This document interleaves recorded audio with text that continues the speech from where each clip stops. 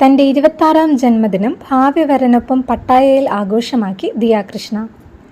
ജനുവരിയിൽ ഇരുവരുടെയും എൻഗേജ്മെന്റിന് ശേഷവും ഇരുവരും ഒന്നിച്ച് ദുബായിൽ അവധി ആഘോഷിച്ചിരുന്നു. വിവാഹം ഉറപ്പിച്ച ശേഷമുള്ള ആദ്യ യാത്രയാണിതെന്ന പ്രത്യേകതയുമുണ്ട്. ഈ വർഷം സെപ്റ്റംബറിലാണ് വിവാഹം. അശ്വിൻ ഗണേഷിന്റെ പ്രപ്പോസലിന് ശേഷം ദിയയ്ക്ക് വിവാഹപ്രായമായിട്ടില്ല എന്നായിരുന്നു സിന്ധു കൃഷ്ണയുടെ ആദ്യ പ്രതികരണം. എങ്കിലും ഇപ്പോൾ അഹാനയ്ക്ക് മുമ്പേ ദിയയുടെ വിവാഹം നടത്താൻ തീരുമാനിച്ചിരിക്കുകയാണ്.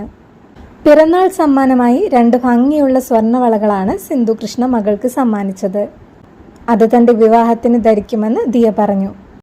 ഡയമണ്ട് കമ്മലുകളാണ് അശ്വിൻ ദിയയ്ക്ക് നൽകിയ സമ്മാനം. ഇരുവരും മാത്രം തായ്ലൻഡിലെ ഹോട്ടൽ റൂമിലിരുന്ന് കേക്ക് മുറിച്ച് ബർത്ത്ഡേ ആഘോഷിച്ചു.